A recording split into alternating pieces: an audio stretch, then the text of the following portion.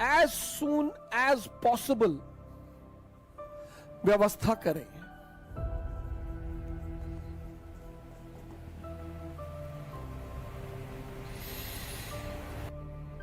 Sir आपको भरोसा शायद ना हो, लेकिन मैंने 6 महीने बारटेंडर का काम किया है, वेटर का। मैं दिल्ली में रहता था, हमारे साथ हमारे एक मित्र थे नीरज तिवारी, और मुखर्जी नगर में हमने एक हिंदी मीडियम की कोचिंग खोल दी उसमें। अब कोचिंग का किराया, रहने का किराया, खाना, कोचिंग का एड, सब पैसा कहां से आएगा?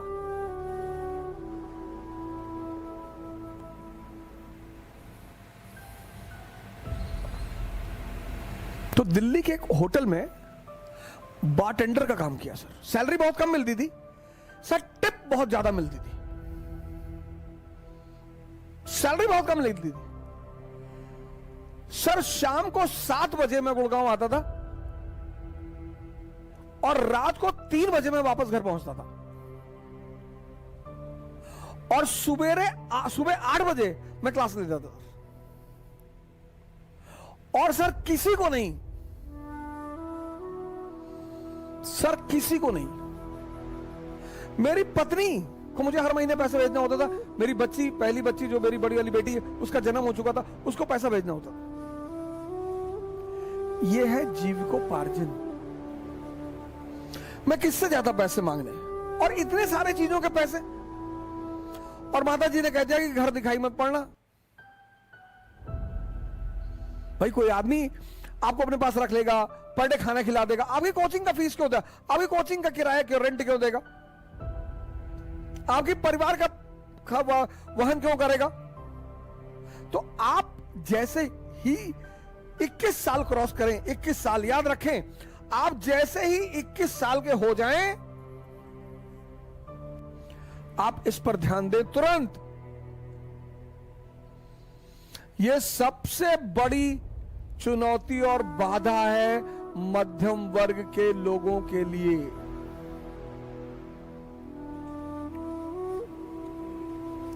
इक्कीस साल से पहले अगर परिस्थितियां ऐसी नहीं है तो आप मत सोचें। और अगर आपको लगता है कि आपके परिवार वाले अगले 5000 साल तक आपको पढ़ा सकते हैं, तब भी मत सोचें। मैं उनकी बात कर रहा हूं, मध्यम वर्ग वालों की। जीविकोपार्जन, आप ट्यूशन पढ़ाना शुरू कर दें, एकदम पढ़ाएं सर। और जिस बच्चे को पढ़ा रहे हैं, 2 उद्देश्य से पढ़ाएं कि इसको टॉप करवाना है और इसके अंदर पढ़ाई का नशा पैदा करवाना है, बस। सर ऐसे ऐसे पेरेंट्स हैं, रुपयों का पहाड़ खड़ा कर देंगे आपके सामने।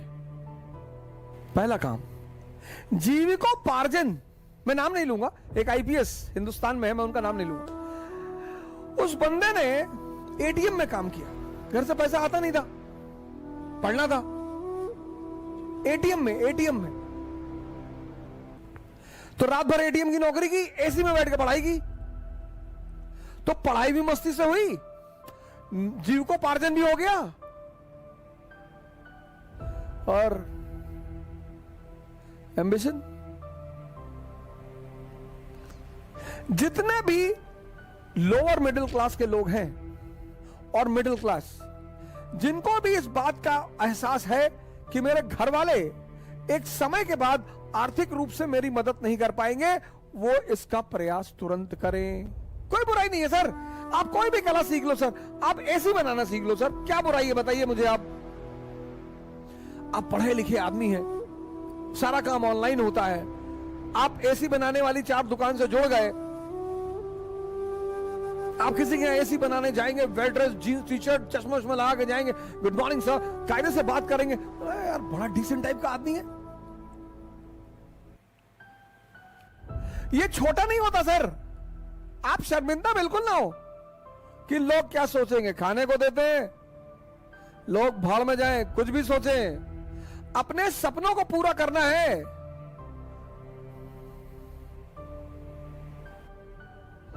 अंबेडकर, गांधी, लिंकन, कलाम, मुलायम सिंह, मोदी, ये सब बड़े सामान्य घर से आते हैं और महान बने। तो अगर ये सामान्य घर से आते और महान बने तो इन्होंने कुछ ना कुछ हैंडल किया होगा। किसको हैंडल किया होगा? प्रेशर को। व्यक्तित्व तो मतलब P = P। पर्सनालिटी मतलब जो प्रेशर को हैंडल कर ले।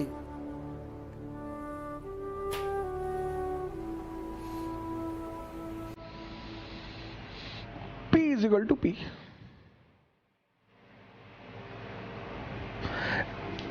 D = D। Dream = dearness.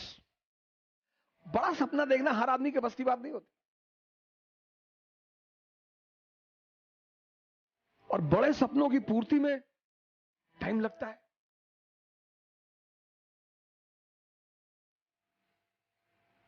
बड़े सपनों की पूर्ति में टाइम लगता है। जीविकोपार्जन। जीविकोपार्जन के बाद आप दूसरे मुद्दे पे आइए, एम्बिशन।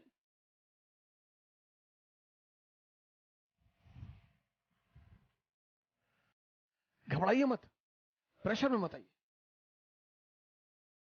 जीवन में अगर एम्बिशन है तो बस एक चीज से बचना है, प्रेशर से। बहुत बड़ा रोल है, इसलिए अपनी जिंदगी में इकोनॉमी पर नजर रखिए। तो शुरुआत यहां से करो। लाइवलीहुड। कृष्ण गाय चराते हैं, भगवान है। कृष्ण का लाइवलीहुड कहां से शुरू हुआ? ग्वाला से, चरवाहा से। फिर उनका सपना पूरा हुआ, द्वारका के राजा बने।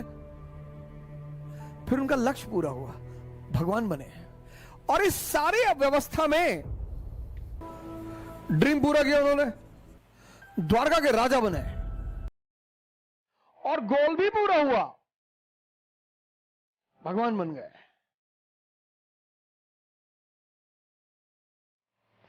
और इस पूरी जर्नी में उस आदमी ने कभी प्रेशर नहीं लिया।